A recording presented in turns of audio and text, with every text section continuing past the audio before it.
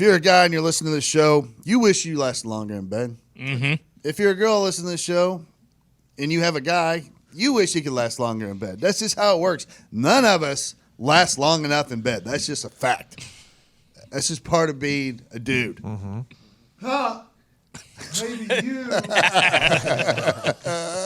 But I have some great news. The folks at Roman and Online's men's health company are changing the game with Roman Swipes. Roman Swipes are the secret to longer lasting sex. They're clinically proven as a way to last longer in bed. They're effective, easy to use, fast acting, and doctor recommended, but do not require a prescription.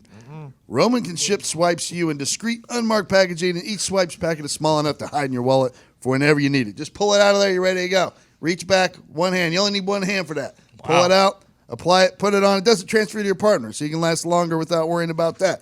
They're super easy to use. Just take the swipes out of the packet, apply, let it dry, and you are good to go. That's it. Keep Roman Swipes in your back pocket for longer, better sex, and get yours fast with free 2-day shipping by visiting GetRoman.com/USA. That's GetRoman.com/USA. So I was at home last night, up late on the patio. It was kind of cool out. Okay. I could sit out there without sweating for once because of my shitty-ass fan I got back there. So I was like, dude, I was just going through shit, and I was like, I don't know what's up with the Last Chance coach, Last Chance U coach, or whatever. So I was looking at his shit on social media or whatever, and I saw, like, he has an email address up there, and I was like, oh, fuck. I kind of like talk to that dude. Kind of into that show. Even my lady likes that show. Yeah. Oh, yeah. She Great loves show. that guy. I by love the that way. show. So I sent an email. Usually it does me nothing. But this time I get a response in like 5 minutes. Dude says to come on the show. So I was excited. On the show, the dude is always on his email and always on his Twitter. I did think of that when I sent it. I'm like, dude, he was a big fan of monitoring Reads shit. a lot of press clippings. Yes. And I don't blame him. There's a lot being said about him. That's why I thought it'd be cool to have on the show. So without further ado, let's get to it. Joining us on the phone, star of Last Chance U seasons 3 and 4. Season 4 just came out a little over a week ago. He was the head coach of Independence Community College in Kansas. I don't know if he even needs an introduction. This might be the most polarizing human being I've ever witnessed on TV in any format. Ladies and gentlemen, Coach Jason Brown.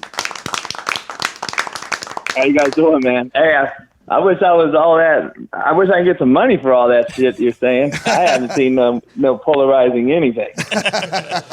Well, hopefully it's quick to come. For those that don't know, Jason, you had 3 seasons at Independence Community College. Is that correct? 2 of which were on the show? Yep, that's right. Before that, you're pretty much a badass quarterback, JUCO, Compton Community College, where you're from, correct? I've been coaching the last 17 years. But before that, I was at junior college route guy. Yep, went to there and a bunch of pit stops about just about everywhere you can think of. As a player, did I read correctly, you had a cup of coffee with the Kansas City Chiefs? Yeah, and over in Europe in the Arena League and did all that stuff. And good times, man. Football took me abroad, and I tell these kids every day, man, shit, let football pay for your education. Well, as soon as Pat read your credentials as a former NFL player, he was like, this dude loves football. You have to love football to put yourself through that as a player, and then to go on to be a head coach. It's a great story. I just wanted, when I reached out to you last night, by the way, thanks for responding so quickly. I was like, usually I don't hear back from people, to be honest. I email them, hit them on Twitter or whatever, and I just never hear back, and you were quick to hit back, so appreciate that. No doubt.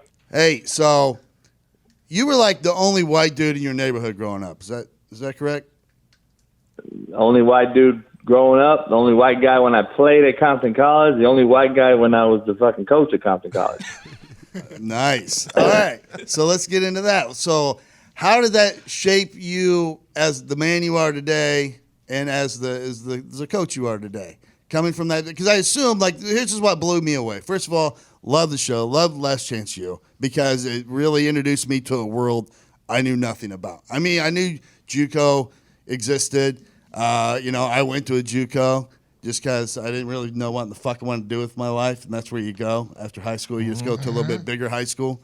So, so I really didn't know that there was these programs that existed in the fashion that the ones you coached had, and the ones they feature in Last Chance U, where all these Division I players, these talented Division I players that can't hack it academically or have other issues, fall back to these programs to get their career back on course.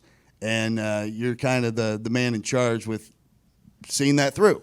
So with that in mind, is that like the toughest fucking coaching job in football? I mean, you get these kids for 1 year, maybe, and they got all the talent in the world, but obviously they come loaded with issues. Yeah, it's not even close, to be honest, as far as what kind of position. This is the hardest job, but I believe it's the most rewarding, to answer your question. I think the risk is outweighed by the reward, if that makes sense, if you're going to do it the right way. I believe that, to be truthful, I believe that, I'm a product of my environment. I think I'm a chameleon. I could go into anybody's home, anybody's street. That real recognizes real, like I always say. I've never been fucked with or questioned by anybody, or looked sideways. I used to look at folks to be looked at sideways because I was a knucklehead growing up. But I think I'm a victim of my environment, man. I was drugged through the mud, so to speak, and it toughened my skin. And I think that's what has allowed me to be the way I am with these kids and be able to get through to them. And so, to answer your question, I just think that it is the hardest position, period. You can ask any coach in America. Go ask anybody. They'll tell you that. I know all these guys. They all know me, 4-year level guys anyway, and even NFL guys, and they'll tell you. JUCO is the hardest level. I got them for 18 months. I don't have them for 5 years, 4 with a red shirt. I have them for 18 months. Mostly, though, 90% of that, I have them for 6 months. And because it's such a high turnover rate, I'm getting mostly transfers with my recruiting prowess and background. I'm getting some transfers from people that I know that are going to push kids my way because they know I'll fix their broken ass, and that's the bottom line. I don't get the. I didn't have 28 Division I transfers every year for no reason. Like, I didn't do it because I think I am the best recruiter in America. I said it before. I'm not the boasting or nothing. I'm not boasting or anything like that. I think it's the truth. And the truth hurts sometimes. But the truth of the matter is I know everybody, and those guys send me kids too. So that helps my recruiting. So it's not that I'm just going and finding every single kid. Kids are being pushed my way because guess what? A kid has never left my program and got kicked out of the 4-year or thrown in jail. Never. 220 kids D1, 22 in the NFL. I've never had a fucker go to jail or get kicked out of a 4-year school. Jesus. They sit in the front row. They pull up their fucking pants. They get up at 5 a.m. They're on time. They know what to do. They know how to act because the real world's going to hit them in the mouth in 18 months for JUCO kids. And they're probably going to work hard, and I'm a raw and uncut guy. I got 99% of my kids are black inner city kids. And they know who I am, and so does everybody else. They're going to end up working for a dude that has my fucking skin tone. They don't give a shit about them. They're not going to give a shit about them at McDonald's if they're late to work. They're going to fire them. So it's my job to train them. Like last night, man, I don't know if you saw on Twitter, I really don't give a shit because all those guys came in and fucking recruited the shit out of my players. But Tony Dungy's sitting there on Twitter talking about he played for Chuck Noll and Bill Walsh, and they didn't yell at players like I do. Well, shit, they were being paid too. They weren't in JUCO. They weren't in JUCO getting shot at and living in a car. Like, come on, man. It's not even relative. It's not even close. And having a cup of tea in the league, and McAfee, you know the deal. I mean, you're going to be fined for having certain things in the locker room, being late, certain things. You're getting monetary fines. You're not just getting kicked out of a JUCO to go to another one. It's professionally. It's professional. So there's a whole, it doesn't even compare in my opinion. I thought it was kind of a ridiculous statement, but I respect the hell out of Tony Dungy, obviously, and he could probably make my world wicked in coaching, but I don't really care right now. Coaching is not in my in my immediate future. I'm worried about other things right now. And, that being said, it's just like all these people talk about that, but they're sure quickly to come in my office and recruit Jermaine Johnson. Too bad they couldn't get him. But if I was there, I bet you I'd have got his ass. But they don't know. Hey, that's just what it is. Hey, Coach, I'll let Todd ask you about what's going on in your immediate future because that was an interesting little thing you just dropped right there. I can't wait to hear about that. I got a chance to go to WVU, and a lot of my teammates – I don't want to say it was last chance U, but a lot of guys got all of their scholarships pulled except for Rich Rodriguez and at WVU. And if you look through the rap sheet of things that happened to my teammates that were at West Virginia, we had a lot of guys that just couldn't get right. And I think the reason why they couldn't get right is because their entire childhood, we got a chance to talk to Maurice Claret about this, their entire childhood, their entire high school day, everywhere they go, they were the best athlete, they were the best at football, and they were just getting pushed through school systems. They weren't really being taught anything. As long as they were good at football, that's all that matters. Then you see these kids on Last Chance U with you, and watching you attempt to not only relate to these kids, because you have to, because if you don't relate to them, they're not going to listen to a motherfucking word that you say, but also try to straighten them out.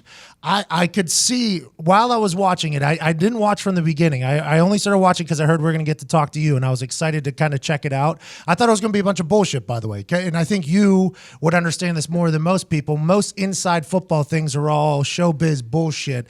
And if you've been in a locker room, you don't really respect it. So I started watching you.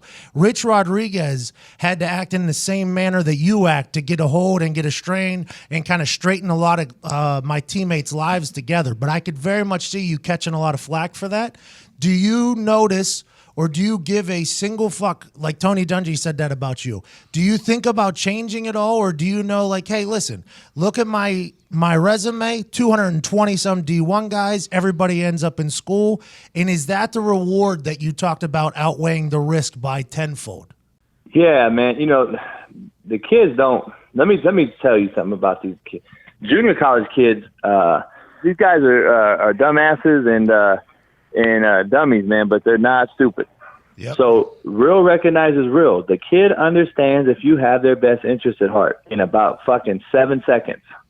So they know exactly where this guy's coming from and who he is. And if they believe in you, and they'll run through a wall for you. And I don't give a shit what offense you call, play call you make, or defensive call you make.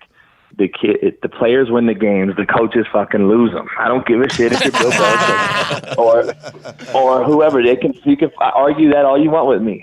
Coaches lose more games than players lose. Players win football games. Period. I don't give a shit. Coaching is overrated, and it is an essential piece of the coach to be a teacher and to get the kid to start behind the line, finish through the line, sit in front in the classroom, go to class. Don't fucking rob McDonald's. Don't steal at Walmart. Don't smoke weed in the dorm.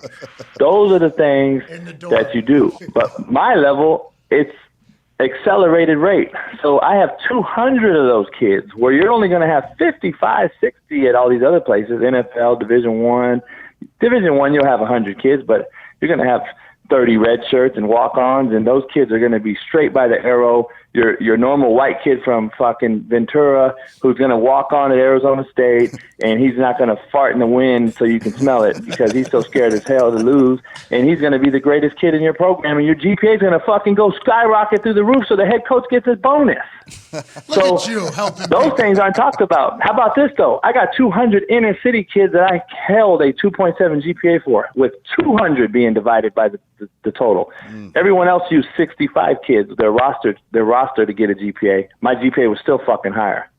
So that's the bottom line. That's what I care about, because my kids get it, they understand it, and if they get you and they want to do right and they want to go D1, they're going to listen to me because I'm the guy that sent more kids D1 than any coach in America. So that's just how it goes. I mean, we had 101 in 3 years. All these people on Jason Whitlock and all these people are like, oh, that's unbelievable. I only see 5 to 10. Well, fucking Google me. It's not that hard. And you can figure it out real fast. I'm not lying. We had 40 kids 1 year ago. I mean, we got kids graduated. I get it at an accelerated rate. I get them graduated. They go to class because the JUCO system set up in Kansas, there's dorms, there's cafe. You have everything to make it to be successful. Where in California, where I'm a product of, and I'm a JUCO guy in California, There's none of that. You're recruiting out-of-state kids and trying to house them in apartments, and 12 kids are living in a 2-bedroom apartment, and they're struggling with food and how to get to practice. It's a totally different dynamic, and that's why a lot of kids don't graduate from the California system, at least not in a timely manner. So we have a huge advantage in Kansas, and I respect both because I'm from here, obviously in California. I did the Kansas thing. The Kansas thing is Division I of junior college. It's basically Division I modeled. And it is a huge thing. I wish all California JUCO coaches can experience it because it is you don't teach, you coach straight up just like a D1. You make decent coin. You get to travel the country and recruit. You get a budget. You get recruiting cars. Everything that a Division I has. And so just not to the resource level, but it's a huge difference, man. And people don't understand that. And the bottom line is, go back to your question, the kids don't listen to you anyway. You just hope they hear you. That's all that you care for, that they hear you, because I like that. They're all basically visual learners. They don't write. You can't give them fucking 20 pieces of paper and say, this is going to be our insult, fellas. We're going to call it fucking Y2 banana pop. No, man. You get the kids to play fast. Keep it stupid simple, and you fucking call the play R to the right and L to the left. They understand it. Just so you guys know, I used to write shit down on people's cleats. And the fucking right side of the play was on his cleat. So when he looked down, it was a running back. When he looked down, the fucking play was on his right toe, and the left side was on his left toe. And guess what? That motherfucker went to the NFL. Genius. By the way, that's genius. Who was it? It was a kid named Marvin Jones who played JUCO for me at Compton. He played I don't know if you remember this. I don't know where you guys are from, but a kid named Marquise Jones, he signed with Clemson and Florida State on signing day. And NCAA basically scrapped his scholarship. So I got him. And he basically signed with both Bowden brothers. And he was from Burns High School, South Carolina. And great kid, man, came to me. And guess what happens when he leaves JUCO? He signs with Cal and Colorado. So he couldn't say no, man. That's the bottom line. He couldn't say no. But that's one of the most hilarious things. I don't know if you heard me over here. I almost just died. Just the thought of somebody signing to 2 schools is the biggest troll move I've ever seen. That's awesome. That is the most awesome thing. And one was Tommy Bowden at Clemson. The other one was his dad. So at Florida State. And so it was crazy. He was a great kid, though, man. Great kid. And he could run like the wind. And he was a freak, man. Pete Carroll loved him when he was at SC. He ended up going to signing with Cal. And then he ended up being null and void again and had to go D2. So just crazy. But, there's a lot of those stories, man. There's a lot of those stories. And you got to just basically – again, coaching's overrated. You got to get the kids to you got to get 22 guys to go in the same direction at the same damn time. Now, that's what coaching is, and can you do that? It's not about X's and O's, man. It's about Jimmys and Joes, getting them to go in the same direction and winning 6 days out the week. I preach that. That's why we lost last year. Well, we had a fucking horrible nucleus that wanted to be Hollywood, number one. But 2, we lost 6 days out the week. And what I mean by that and what I tell people every day, the first 2 years there, we won. And I turned that program around in about a matter of 24 hours, basically, after losing for 30 years. And we took that place and ran with it. And, it's just one of those deals, man, where, you look at everything coming in like, okay, what's my mission going to be? What am I going to do? What am I going to turn this thing around to? And we won those 2 years because we won in the 6 days out the week. At Walmart, in the community, study hall, weight room, at practice. We won all this time in leading up to Game 7, Day 7, which was game day. So if you win 6 days out the week, you usually win that Day 7 when you have the best players. It don't matter what you call on offense or defense. Last year, we lost fucking 6 days out the week because we had kids still in, and we had kids that just showed up to campus because Netflix, and 200 of them, by the way, which I never allowed it on the team, but guess what? They rolled in school, so I had to let them stay. I couldn't kick them out. And guess what? They become fucking cancers in the dorm with my real players, and it just became a spectacle. And you're asking a guy to call the offense who runs the show, finds coaches, first of all, so everyone knows I have 9 unpaid guys that are 25 and under who don't know the shit from their dick, and they're trying to be these kids' friends and not their coach. Right. And so you wonder why I'm motherfucking them all, and that's why, they don't really show. I fired 7 coaches and cut 36 kids during the season last year. Yeah, I saw like your quarterback coach, for instance. He like undermined you the entire season. Like, and I haven't watched it. I don't watch the show, so I don't give a shit. He was fucking. Do you hate the show? I mean, come on, you saw him. Do you hate? But I tried to help the kids. I don't hate on these kids, man. They all bash me. It's funny how they want to use my fame. I don't even think I'm famous. It's crazy. I just was a football coach. I didn't want to be an actor or any of this shit. But I got all these young cats that so unbelievably, what's the word? Unappreciative. I guess if I had that shot when I was when we were our age, I had that shot, man, I'd have been fucking washing your shoes and thanking you every day for the opportunity just to live in a dorm and coach football. Coach Jermaine Johnson, the number 1 player in the country, or Emmett Gooden, or Raheem Boyd, or Calvin Jackson. These guys. And just to be able to coach and learn and meet every D1 coach in America that comes through the office, which they did. And I'd been like a fucking fly on the wall, man. I would have been sucking up and all and learning and trying to be the best guy I could be. But instead, they want to be on fucking camera, and they want to tweet about you and bash you when you fire them because they think it's personal, and it's really not personal. I wish you had seen the season, the edited product, because I just so badly want to know like what you think. You mentioned Jermaine Johnson. He was the best junior college player in the nation, and he got like 3 minutes of airtime on that show. Yeah, he did. And then afterward, he's not a fuck around. He wasn't out robbing McDonald's. Right? Yeah. So they definitely went with the drama. I get it, ratings or whatever. But he also like afterward with whatever's going on right now. Because people say a lot of things about you. You know that. You're very polarizing. There's one side and the other. I can give a fuck less. Yeah, I can't judge you until we spend a couple of days together and throw back some beers. So I'm looking at it from a total objective standpoint. Dick hard, by the way. Do what?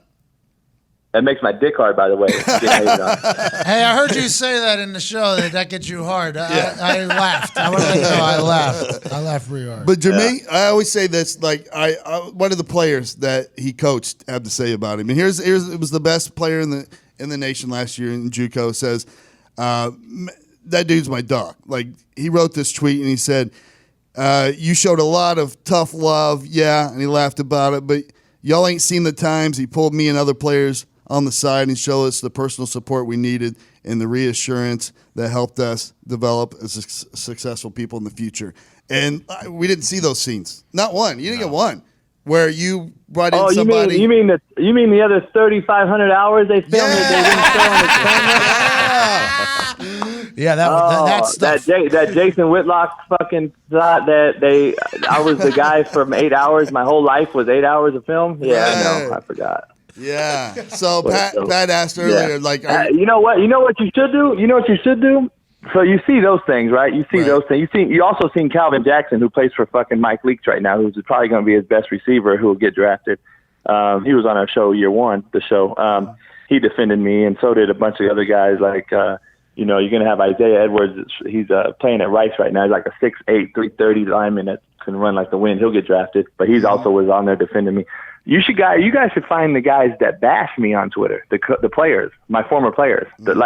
Find one of the 220 guys I sent D1 or 22 in the NFL. Find those guys that bash me, because I ain't never seen it. That's what's funny to me. That's what's funny part. Like, where are they at? Because they got it. They listened. They fucking went D1 because they went to class and they didn't wear the shitbird. And they wanted better for them. Well, even Malik gave you a right now, it's boast time for me. I apologize, but we sent a kid last year to Coy Dang. He went to Cal, bro. And we had another kid went to Vanderbilt. Tell me another JUCO that sent a kid to fucking Vanderbilt and Cal the same year. JUCO kids don't go to Berkeley and fucking Vanderbilt. But guess what? Guess what, though? It's not only that I know those coaching staff, so there's a relationship there to get the kid in the door, but also those kids fucking did what they're supposed to do. They did what they're supposed to do. Coy Dane was a number one ranked outside linebacker. So we got the number one player in the country, the number one outside linebacker, and we fucking 2-8. What did that tell you? I forgot to coach overnight. Well, I don't know. How hard is it for someone to be in your position and not come from where you came from to relate to these kids and make it happen? I mean, Impossible, right? Because they're getting no respect from the players. Can't do it.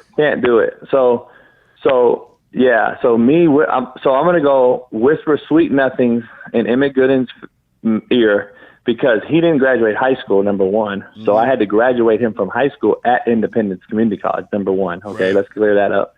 I did that with 28 other kids as well. So graduated them from high school as they're attending junior college and making progress towards their AA degree. So that's why I graduate more kids at a faster rate than anybody in the country. I turn over rocks. That's what I call it. Figure shit out, and we get shit done. That's what junior college coaches do across the country. And I want to make sure people understand what junior college coaches do. They do more than any Division I coach ever will do in the country. Like, it's not even close. Junior college coaches pick kids up, feed kids peanut butter jelly sandwiches. They're broke themselves working at fucking JCPenney warehouse all day long and then going having to recruit and go to play and then go coach. And they do it for the kindness of their heart for the kid. And hopefully they can get a job. And since this show hit, everybody asks me, all these young coaches, my emails are fucking 30,000 emails a day. It's crazy. They're saying, Coach, any advice? The advice is, man, it ain't about how good of a play caller you are. Everybody in the fucking country can coach. That's good. It's about, can you recruit? Can you get the kid classes and get him graduated?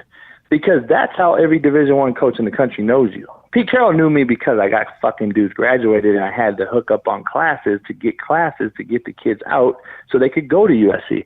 It wasn't because, damn, Coach, that fucking corner route you called on third down was a hell of a call. I ain't never heard that, Coach. I never got that fucking compliment.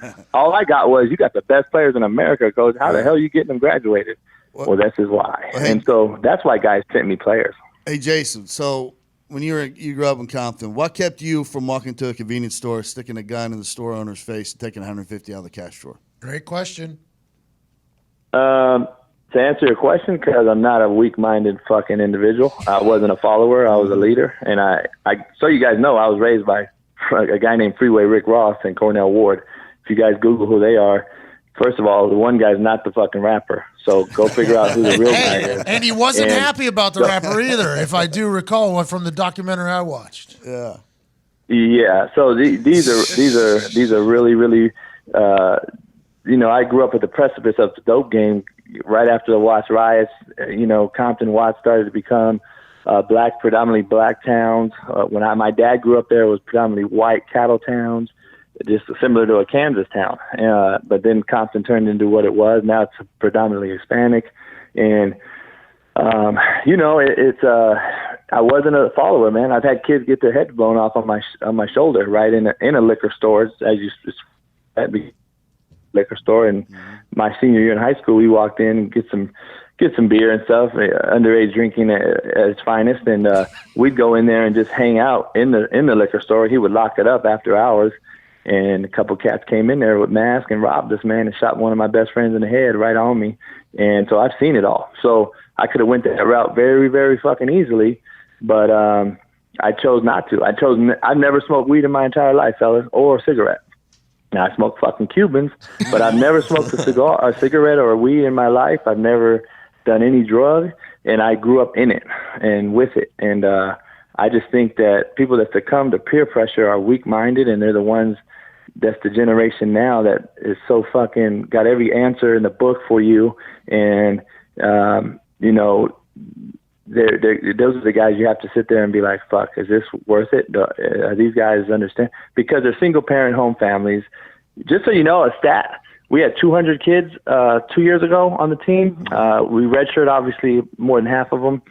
But, I had 2 kids with both parents in the home. And you also saw Kaylin Davis, one of the stars in the show, come out on Twitter and defend me as well. He had his sister die, his brother. He had his mom get sick. He had about fucking the worst 18 months you could possibly have. I never let him go home.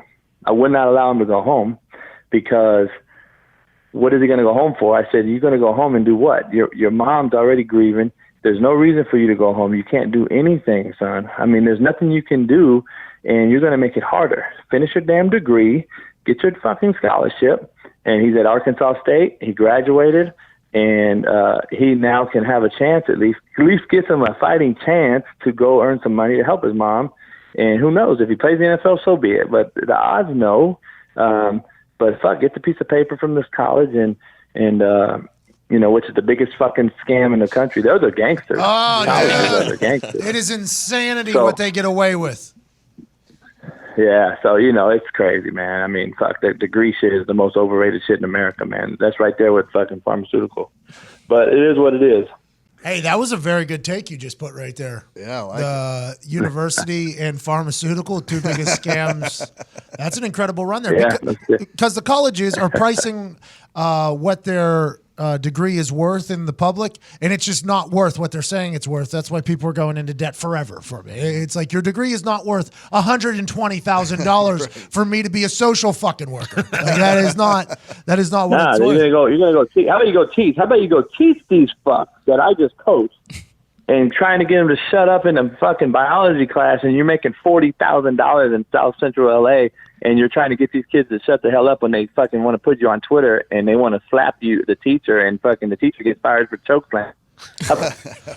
So, like, come on, man, it's a mockery, man. There's no home training. Unfortunately, it's a lot of single moms, which God bless them, they can't be a dad. I mean, the kids have no fucking father figure, and then they get to me, and then they get to my crazy ass motherfucking them, and they're like, holy shit. And then the ones that get it after a couple trials and tribulations and some rough patches, they understand. Okay, so you guys know, not only did I send a kid to Vanderbilt and Cal, we got a kid that's a Doak Walker Award and the Jim Thorpe Award, just so you guys know. DJ Williams at Utah State and Raheem Boyd at Arkansas. They're going to be like 15 cats drafted next year, fellas, after 2 shows. Like, please let someone else do that. Please let someone else do that. Even come close. Everything they had at the time before coming to you, there was not a single outcome of ending up in the NFL before coming to Independence. Not a single thought of that. It has to feel good to completely redirect somebody's life. That has to feel fucking great. Just save one of them, man. It's in my book. Save one. Oh, you got a ain't book. going to save them all, and you're going to spread yourself very, very thin. And then when the young coaches are suicidal because they couldn't save the 27 kids they tried to one night, they go, Coach, they all left last night and got up and walked out the dorm. No shit. You're spreading yourself too thin. You're never going to save them all. Don't ever trust them fuckers because they're going to lie to you about everything. And just take one to save right now. Save one of them. And so the Jim Thorpe Award nominee, DJ Williams at Utah State, he'll get drafted. He's a kid that walked in the class or walked in our first meeting. Never forget it. You can ask him. He's the greatest kid, man. One of the greatest kids I ever coached. He walks in. I'm taking roll, or one of my coaches is taking roll, and his name was Dorian Williams. So my coach reads it off the script as Dorian Williams. He's like, yo, it's DJ. And I motherfuck him from top to bottom. And guess what? This motherfucker is damn near a 4.0, one of the greatest leaders we had in the 3 years there. Goes to Utah State only because he's undersized, and he'll get drafted next year. And he's a Jim Thorpe Award guy, Jim Thorpe guy, and just one of those type of stories. Those are stories that you don't see on the show because those guys were quiet in the dorm. And Delrick Abrams at Colorado, the 6'4" corner, he'll get drafted. He wasn't really on the show much.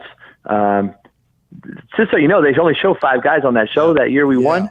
There was 40 guys signed D1. 40 signed D1 that year, just so you guys know. And they all played last year, all of them. Google it. Yeah, Google that shit, Jason Whitlock. Yeah, that's the other thing we talked about. That's just one of those deals. Yeah, that's the other thing we talked about. Pat said it earlier. Do you hate the show then? Yeah. Do I hate the show? No, not at all. I think Greg Whiteley does a hell of a job. The producer, he's the producer of One Potato Productions. That's what it's his company that works through Netflix. But he depicts the show. He does a great job, man. I think he's a fucking transcending producer. I think he's he filmed like Mitt Romney and did a lot of other things. He does a lot of other things on Netflix. That's his documentary with the Romney deal. He does a great job, man. And he, like he said, I was the most unfiltered guy he's filmed in 20 years or whatever. And that's the reason he chose us. And he goes, he didn't have to really change anything edit-wise or anything, because I'm going to say what the hell I want to say. And when they chose us, or not even chose us, they asked us if we were interested. I was like, no way, I don't even know nothing about it. My coaches were all hyped up. I'll get it, it'll help recruiting. But to me, it don't help recruiting when there's someone like me on the other side, because I never lost a kid to East Mississippi, and they had the fucking show. Yeah. Mm-hmm. So it's like, no, it ain't gonna help. I'm worried about it. I'm gonna go to get the best fucking kid. I'm gonna have the best players regardless.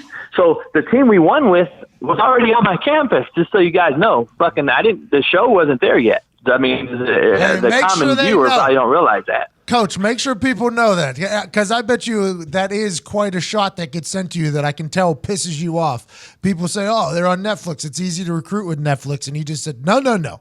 That team was already there. I think they need to respect your recruiting, sir.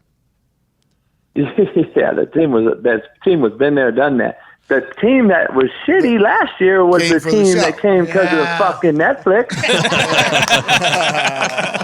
So that's the difference, because everybody wanted to be on camera. Just so you know, we had like 200 guys show up. They walk in the door. There's kids just walking in like crazy. These kids are driving from New York, kind of popped up. No former or prior contact. And these guys walk in the office. Oh, Coach was here, man. And then we find out later they're here because of the show, which we already knew. But they're popping up like crazy because of the show.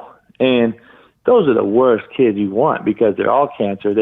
I said, son, have you looked at your fucking self in the mirror? You're fucking 5'8", and you're a D lineman. Get the fuck out of here. And it's just one of those things, man.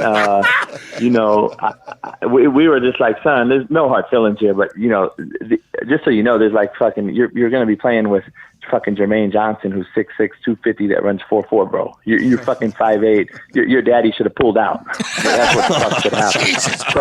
So those type of things happen, and we get those kids, and unfortunately, the truth hurts, man. And I'm the asshole because I told them the fucking truth. Coach. You know what I mean? But the high school coach didn't do anything, and there's a reason they're at my place, because they're fucking didn't get graduated or didn't go to school on their own or what have you.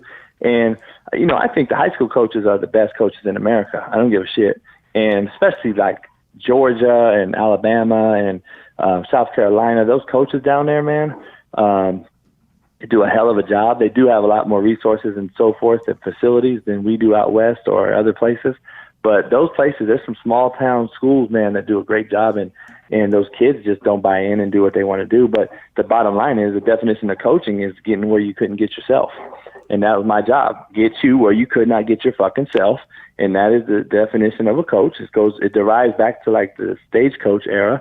And so if you Google that, that's the real definition. And so people will be like, oh shit, well, that's my job. I was to get you where you couldn't get yourself. Now, how do I do that? I got to trim the fat, mold you at an accelerated rate, fellas. I got them for 18 months max. Coach, I have a question. Let's go back to that people just showing up out of nowhere, 5'8" kids looking to get a starting job at D tackle. Does JUCO have the rule like high school where if a kid signs up for the team, he has to be put on the team? No, hell no. I took heat because I was definitely not having that shit. But no, we don't have a rule. I was going to sign Zito. I couldn't get rid of the 200 kids either. Go ahead. What was that? I was going to sign one of our guys up. He was a high school legend in Chicago. He's put on a few LBs, but good morale guy, good locker room guy. And hey, you need that. You need that. You need that shit. I had a kid that was. I had a kid. They say I text message that was a fucking manager that supposedly was a good locker room guy too. So I got fucked on that deal. But anyway. We all saw it. It was in. Hey, by the way, you didn't see the final cut? It was in the final cut. Yeah, for sure. They showed that part.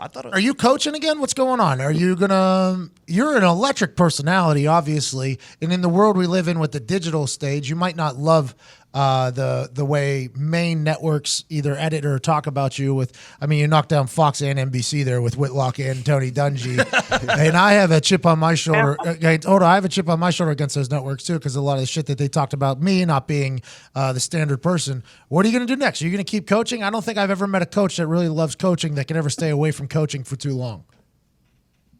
Yeah, I don't know, man. I'll be honest. I haven't missed it at all right now. I'm not really missing it. I'm worried about trying to do other things, man, and I got a book thing going. Here's one thing you got to do right away. You have this book out, Hate Me Now, Love Me Later, correct?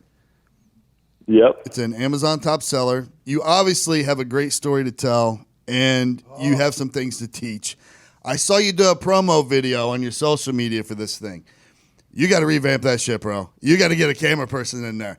You like that? I know. You got to get that I'm still quality from the hood, up. man. I'm still from the fucking hood. I'm not. That's a cell phone camera, man. You're lucky it's not a damn handheld Sony from the 90s. Hey, you grab you a kid that needs mentored, but he's got skills with a camera or something. They don't think you're gonna charge you much money from the local college or whatever. You grab that kid up and have him film you to put that out because hey, you're electric, sell bro. that shit. You are electric. Yes. You gave a speech to the team. I only watched the first episode, part 3. Mm-hmm.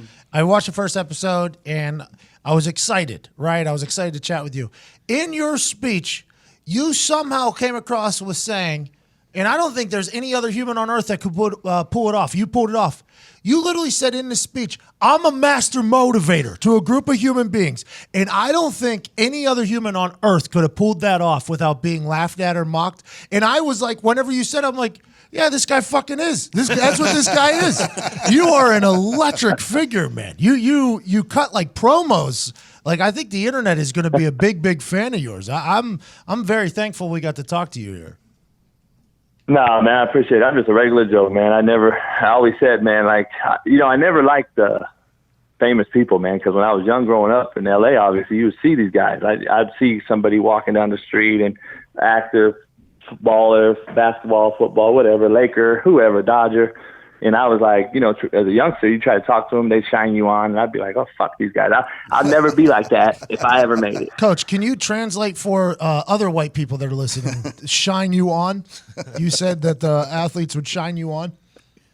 Yeah, that means like, fuck you. They're not going to touch you. They're going to look past you. And you try to put your hand out, shake it, and they just fucking look at you like they're big time, bougie, sadiddy, whatever word you want to use, depending on what coast you're on, I guess. But it's just one of those deals. I just vowed never to be that way, man, and that's just who I am. I'm going to be who I am, and not going to change. I regret the way I handled the thing on the text message, even though I did bring the kid in personally and reprimand him, talk to him in person. I knew that kid, how he was. I still, I don't blame kids, man, because kids know what they know, don't know what they don't know. It's the cowardly grown folks that are the ones that push this deal and push that kid, because the kid called himself that. The kids called him that. He knew what he was. I mean, the show shows us calling him it, and he's laughing. The kid I fed every fucking day. He helped me out in the office. Like, overnight it turns, you know. And plus, people don't realize our president of the college was fucking Jewish, and this guy's running around saying shit about Holocaust and all this other shit. And I'm like, no, you're not representing my fucking football team and my program that way and making us all look shitty. So they don't show that, though.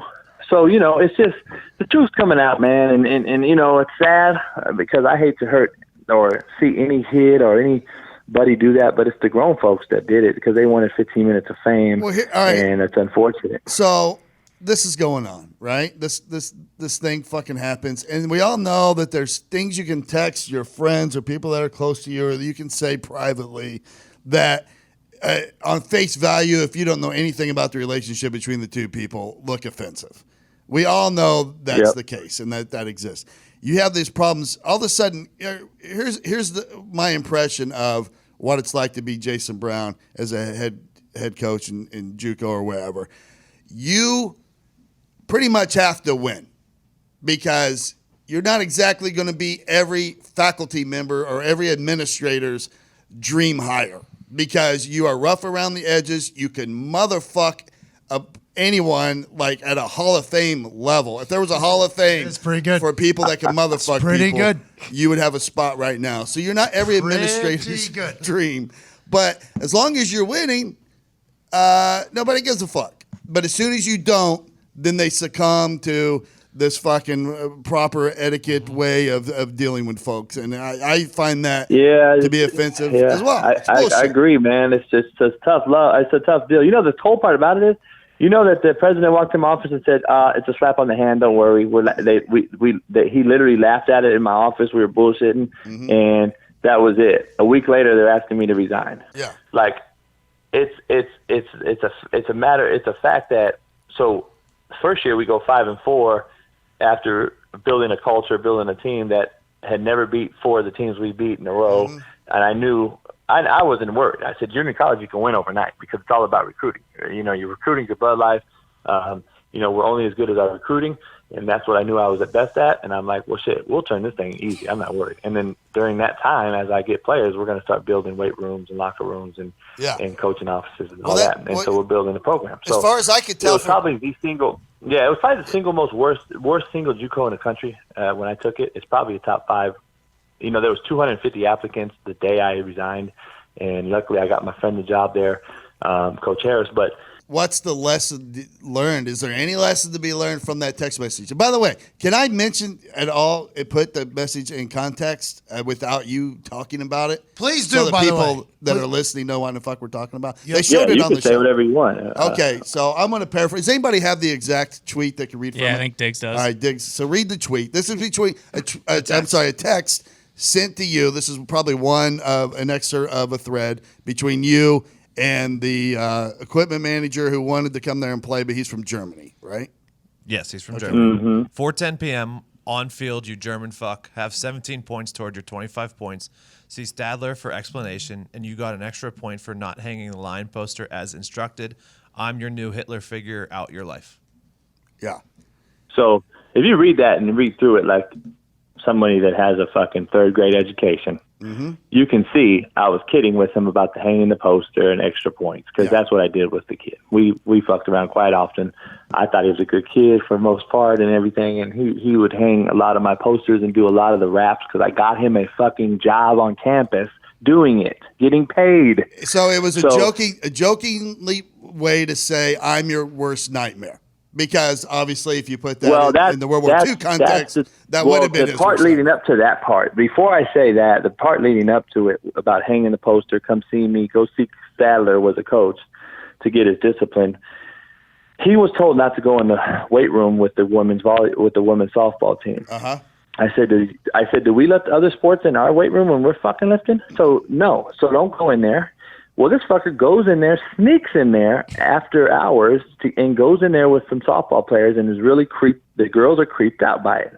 So I bring him in. That's not talked about. I bring him in and rip his ass, and I put him on. I have a point contract for every single player, so you have to earn points. You start at 0, and if you get up to a certain amount of points, I'm cutting you. And that goes for like missing class, being late to meetings, being late to something, having your phone out. Fighting or smoking weed, just disrespectful. There's a various things, and they add up to points. Well, it was a good deal, and then we took track of that, and we posted it in the weight room every day, and the kids knew where they were, and it was very transparent. Well, this kid had accumulated 17 points in like fucking 2 weeks, and I'm like, well, hold on, shit. I'm letting you on the team. You were a manager last year. I'm letting you on the team because you were a good kid. Now, what the fuck's going on?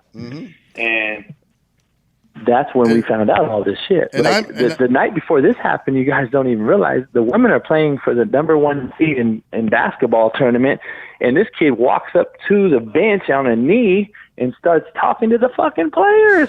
Like, unbelievable. So the women coach rips him. I signed out about it. I rip his ass. He goes marching off into the dorm room and like fucking destroys half the dorm. And then goes up in the classroom. When I reprimanded him, he goes into the academic building and starts fucking doing the Hitler march. He starts doing the march or whatever with his hand held over his head. And I get a call, and I'm like, you kidding me? So I bring him in and cut him.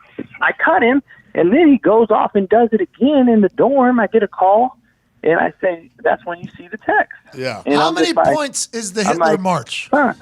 How many points in the point scale was the Hitler March? Like, do they all have different? All right, this dude was late to a meeting. We'll give him a quick point there. Yeah. All right. Poster's a point. Hitler March maybe 7, 8 points. What maybe? is the pointing system? I think that wasn't on my damn paper, but it must have. It obviously went over and took it over the top and ended his stay there. But then what happens is the cool part about it is he takes that to the person that I got him the job with on a campus job. He takes it to that guy, and he's the guy that ends up trying to push it on the media and throw me under the bus. So that's a wild scene. You don't trust nobody, man. It's you had some people involved, faculty-wise, or in the town that weren't fans. Obviously, the majority were fans, especially when you were winning championships and whatnot. But I guess here's the lesson. I mean, the kid wasn't good at his job for whatever reason and whatever. And obviously, there were private jokes made, and private jokes, the source of private jokes, even in this room, has a lot to do with you relating to someone's heritage. It's a good way. It's good fodder for humor. But if you're in a person of authority, maybe we leave the Hitler word out. Like that's probably a good rule of thumb in the future. Yeah, no doubt. Like I said, I regret how it happened and what I did. Genghis Khan. Maybe we say Genghis Khan. I can't look back at it though. Yeah, it's one of those deals. I get it. No, you can't go back. But when you call yourself that, and the team calls you that, I get it. It was an inside joke, and you walk around fawning it. It's different. Like, okay, this is what you call yourself. We call you that. It's a joke in the office. Mm-hmm. It is what it is. I never thought in my life as a coach, because I'm from the old school where the locker room in a football sport of like football is the most intimate setting in all the sports. There was no different world going out and tattling on you and shit like that. And that's my naivety, I guess, and me being old school saying what stays in here in house is in house. Well, that's that's no longer. You got coaches even wanting to put you on social media for motherfucking them. So the coaches are worse than the players. Just so you know, the young coaches are worse. So it's just. It's a shame, man. I mean, if I ever go back into coaching and getting a job again and getting at the helm, I'm probably going to hire a bunch of like fucking 80-year-olds.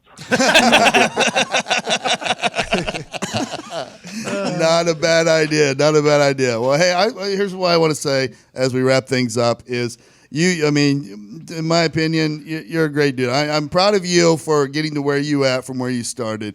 And I'm glad for whatever reason you kind of stayed in that community and you're able to help others accomplish the same thing and achieve things they couldn't ordinarily achieve with anyone else or definitely on their own.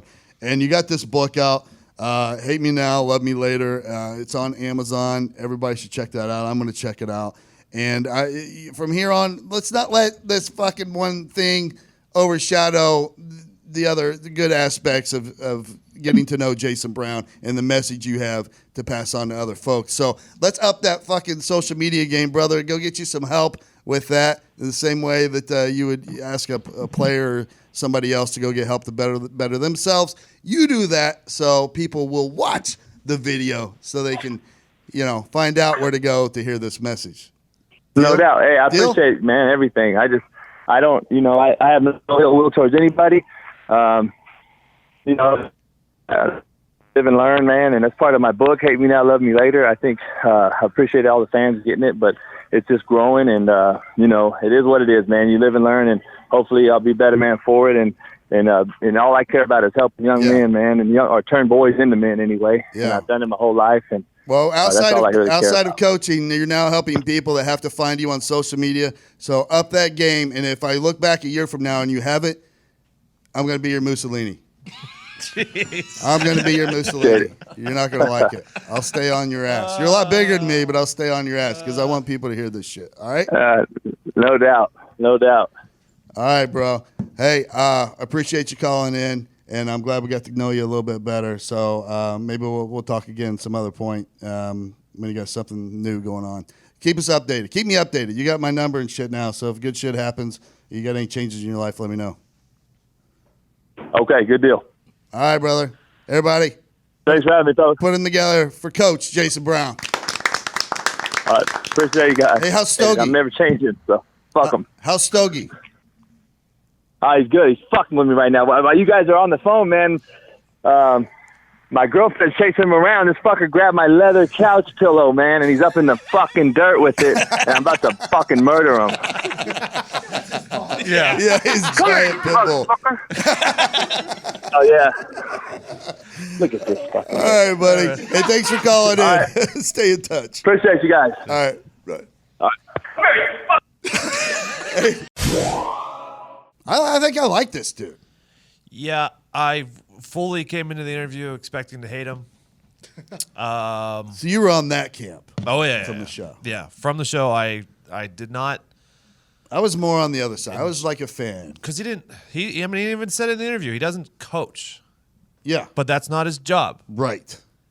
His job's job's to recruit and get people get them graduate. out of there into a better position than they were when they got there. And a unifier. Yes. Yes. Yeah, I've never seen the show. I didn't know anything about him. I loved him. Also, I thought it was electric. The show paints him in a very bad It light. does. It does. And I also think there's something really admirable about, like, he is who he is. He makes no fucking bones Yes. about And it. I love that. Yeah, exactly. Be who you are. Who you see on camera is 1,000% who that guy is, and I appreciate that. I would argue that the people who edited the show together have never encountered an individual like him or like any of his players that he's bringing Yes. in there, right? It's two very different societies. I'm not sure how many people from Compton and Dade County and things like that are editing for Netflix right now, but I would assume whenever they saw that, all they could see in their head was, oh, this tyrant of a character, right? Right. Which is, bang, this is perfect. This fits every stereotype that you would think. We're good to go, without truly understanding that the relationship he has to have with those players, in his mind, is the only way that's effective, and he's seen results, so he can bank on that. Yeah. With that being said,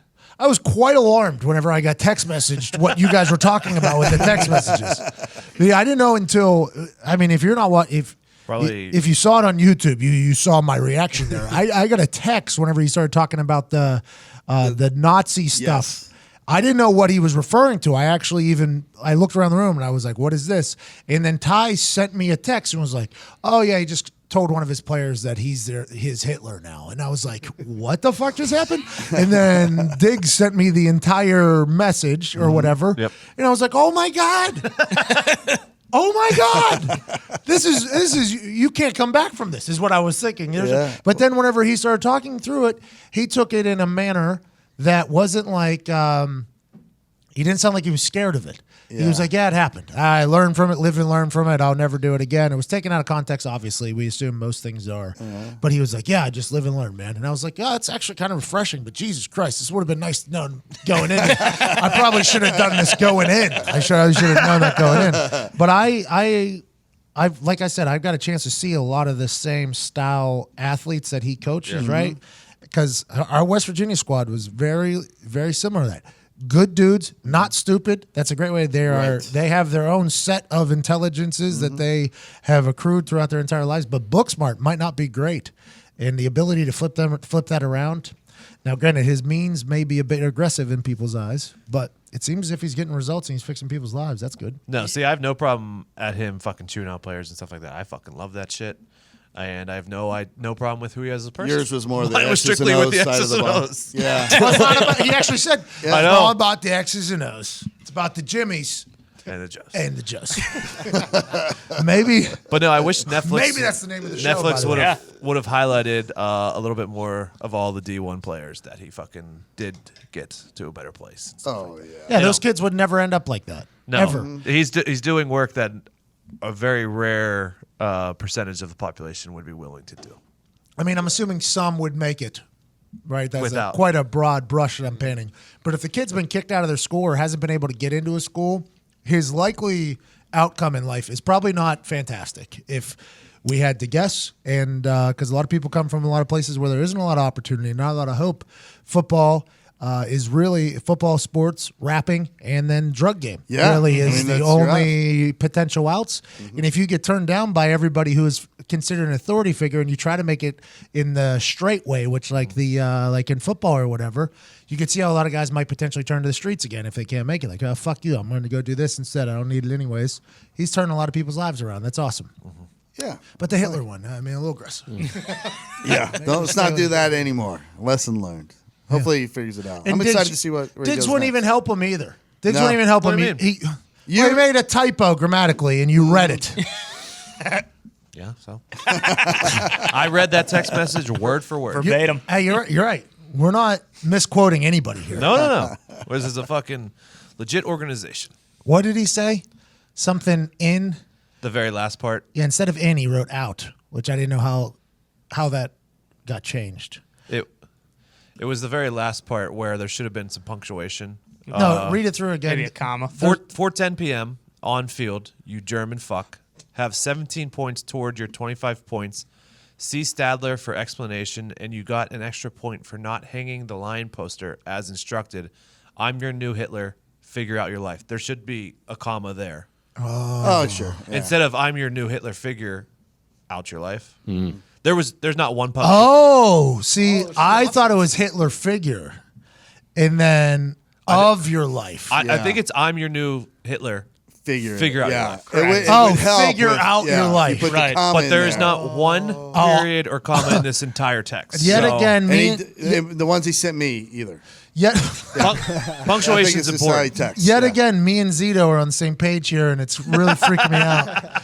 But I thought it was I'm your new Hitler figure in your life or of your life. I'm the new Hitler figure of your life.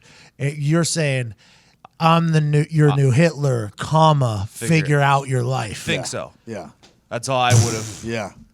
I assume so as At well. 4:10 p.m. on the field, you German fuck. I did enjoy that. Yeah, you Yeah. can tell they were joking there. Yeah. Right? Like that Yes. immediate. Or No, because they do. The kid's on the show, obviously, and they have like a give and take, where he's like roasting him and the kid's laughing about it. So, yeah, so he's like talking They shit with actually, them. The Hitler thing, So though. they definitely, I don't even know if foreshadow is the correct word because obviously the show came out after this all had happened. And one of the previous episodes before they aired the actual text message, they showed a clip of it was either him or one of the players or someone calling him Hitler on the field. yeah. No, yeah, they did.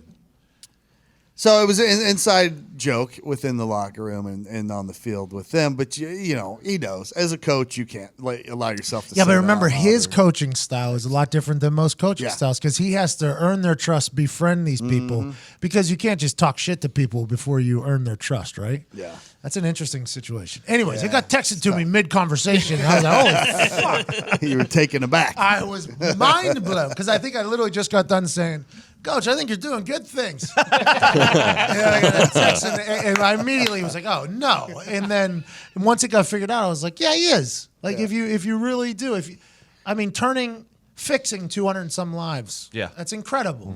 That's absolutely Yeah, incredible. he's done a lot, man. Done a lot. Good dude. I like him. And the dude that he was talking about who he didn't let go home after his mom was sick and his sister, he said, passed away and stuff like that. I mean, I get it because I think that was the dude who they interviewed, his dad, who was like, I knocked his mom up because she had great titties and a great ass. So, I mean, I get it. I get not letting the dude go home. Yeah, 'cause I think he knew if he went home, there was a good chance No way he he's might not coming come back. back. Never coming back. And then he can in no way better the situation for his family. And he was a You know good what I kid. mean? Yeah, good kid. It's a different world down there, though. Very. You got to really love what you're doing, Yeah. right? Yeah. You got to really love what you're doing. Good for him. Great idea for a show, too. Yeah. Great idea for a show. What is it, Blue Mountain State came Yes. out? Yeah. I always thought our team could have had one of those at West Virginia. Like if we had a reality show about our team, I think it would have been a good one. Rich Rod would have never allowed it, but I think our team had so many hilarious characters. Jesus Christ, that's Jason Bourne. Did you ever wonder how Jason Bourne moves so well all the time? Yeah. I always wonder that. Daily. It's because he's been wearing Roan. Makes sense. And if you guys haven't heard about Roan, you're really missing out. Roan is a men's performance, lifestyle, and premium activewear brand that is engineered for unparalleled quality and comfort. They are an absolute necessity for guys on the go. It doesn't matter if you're training in the gym or jumping on international flights. They are your new go-to men's clothing brand. My favorite is I got the 9-inchers with the compression inside. Oh, yeah. Nice and snug. Cell phone pocket in there. It's fucking delicious. Roan makes something for the modern man regardless of the occasion. In addition to an awesome selection of premium shorts, shirts, tank tops, socks, swimwear, Roan engineers clothing perfect for the office, long flights, and commutes. Nailed it. And now Rowan has just released their amazing new commuter collection, perfect for looking great and staying comfortable at the office. Because, you look good at the office.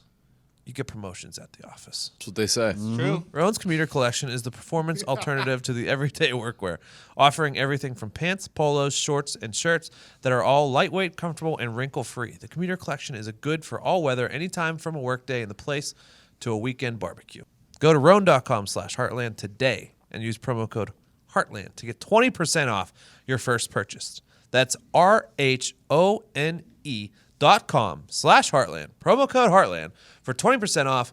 Rowan.com/Heartland. Promo code Heartland. Dude, then go ahead and Is the that bangers. Black Buffalo? No. You will not chew tobacco. Yeah, I mean, if I'm gonna quit, I'm just gonna quit. Black Buffalo just makes me want this shit more. Oh.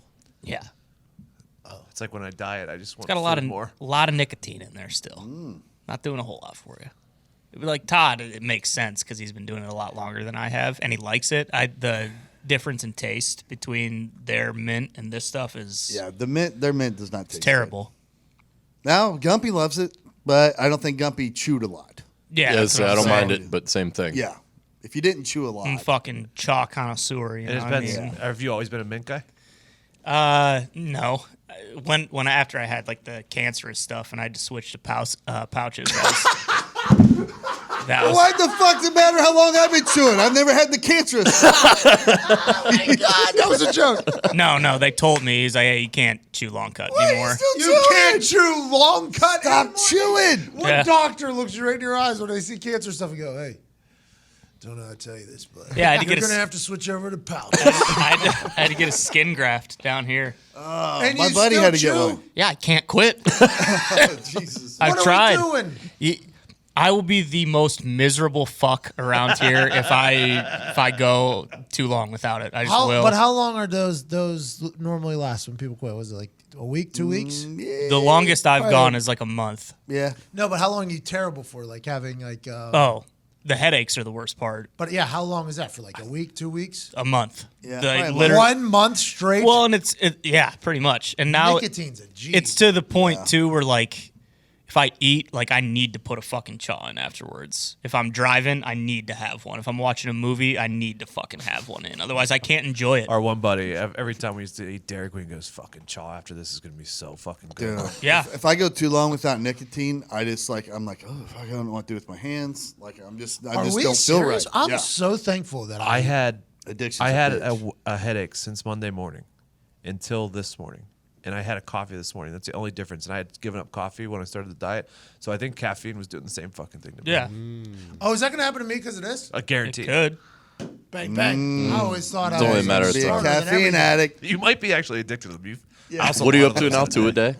Yeah, I do 2 a day. Yeah, it's only going a to matter turn of to time. 3 or It's 4. easy. It's easier to wean off that shit though, because I was drinking fucking 4 or 5 Red Bulls a day. Now I, maybe have one if I'm like dragging ass big time. Bro, just the thought of cancerous skin graft having to happen Just a little cancerous tissue. and a doctor looking you right in your eye. Now, I know it's going to break your heart, but since the cancer thing, no more long cut, man. No more tobacco, no more chewing. You know what? Just can't do that long cut. You got to move over to pouches or fine cut, one or the other, or this cancer's going to come back. And you Yeah. can't do fine cut. I mean, I don't Fine want to, cut's but a- I will. it's a I motherfucker. like snuff a lot, but you can't be doing that. You ever thought about going and taking a trip down the Red Man Road? That's all I chewed for like, Probably when you played ball. yeah. I think that was the one I thought I was going to be able to do because I can't do tobacco. Oh, it's the best. I thought I was going to be able to do Red Man. I remember getting a bag and everything. I was like so excited. I smacked the bag, bro. Come on.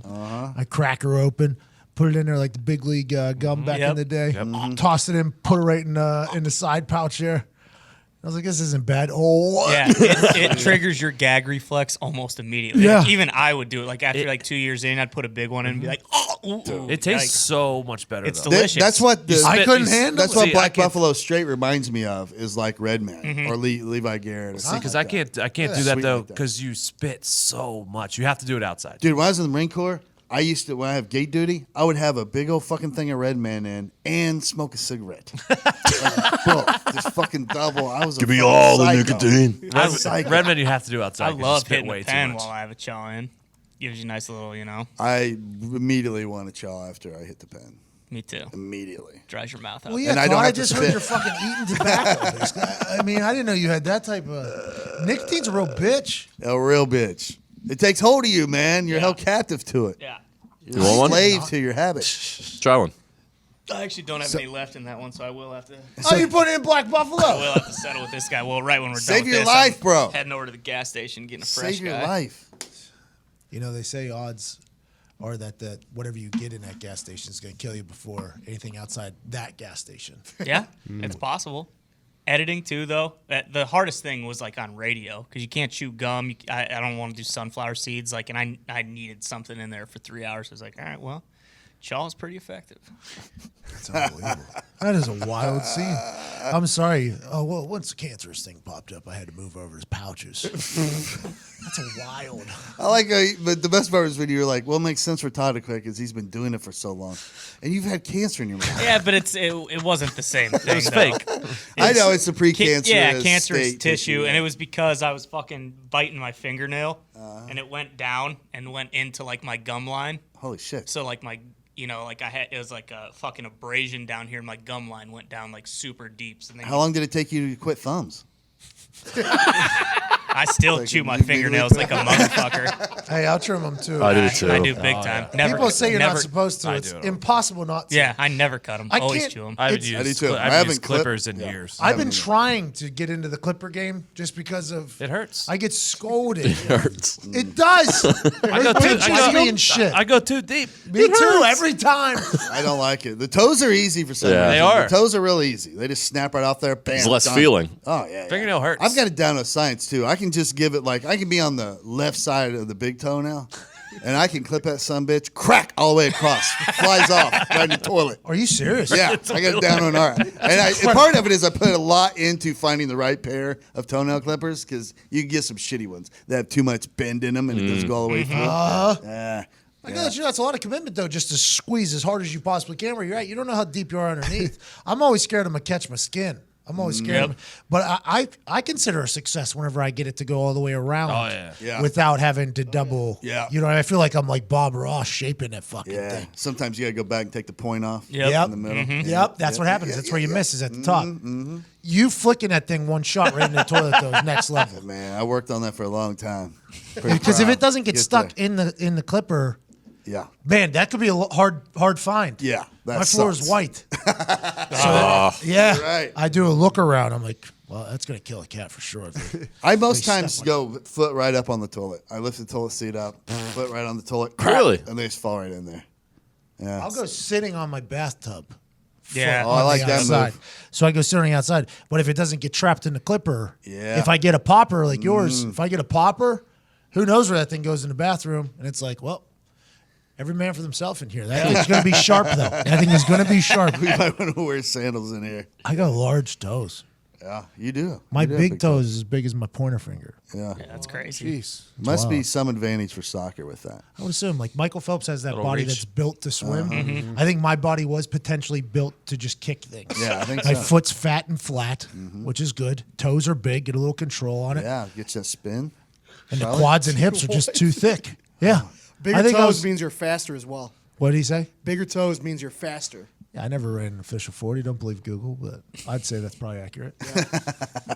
I think so. I used to be able to float, man. Not anymore. You were fast. Had to go to pouches, man. You know. No get you. Hey, get rid of all that though, because my parents think I quit, and they will find out and not be happy. We can't use that? Not be Oh, happy. It's like Franz Nah, Stetzer right whatever. there, I trying to don't- hide his I don't- Pepsi from his wife. I don't give a fuck. That's fine. That's fine. Leave it in. That's fine. I don't give a shit. all right, we'll leave it in. If you're watching on YouTube, especially if you're Ty's parents, Yeah, nah, not on there, but sorry, mom and dad. whoever's watching, this is going to be it He for doesn't you. do it all the time. It's just every once in a while. Yeah, just when he gets stressed out. Yeah, Whatever. yeah. But we're getting him switched Just over. do what I do to my parents and tell them you made it up for the show. Yeah. It's entertainment, but I would like to think, though, that your parents listened and heard my genuine concerns for you. Yeah. Yeah. And the room's genuine concerns for you. So, Mom and Dad Schmidt, please know that we're on your side in this whole thing. We'll make sure he quits. It's time. I try. I just don't think that's accurate, but we're going to push for it. Yeah, I need to. I know push the I Black need to. Buffalo on him every chance I get. Yeah. I know he hates it, but it's good for you. You get used to They it. still sponsor. Relatively. Nah, we don't know. I don't know. It's on them if they're on. I mean, Yeah. listen, this is genuine conversation. That's a good point. That's a good point. They're for good. them, I In my guess. eyes, they're good. I've seen a lot of people get off of tobacco to go to Black Buffalo. That's why we promote it so hard. But for you, for some reason, just can't do it. Fucking Nick started chewing Black Buffalo. Without Even when he Yeah. didn't chew. It's great. We got one more sound in the fucking office. It's great. No, yeah. It's great. When I quit, it's going to be just nothing. I don't need anything. I can't have anything. Right. Wow. If you're watching on YouTube, this is it for you. You can't listen to copyrighted music. Not our policy. It's just the way it is. People are trying to make This it is work. Friday. And every Friday, we end on Friday Bangers.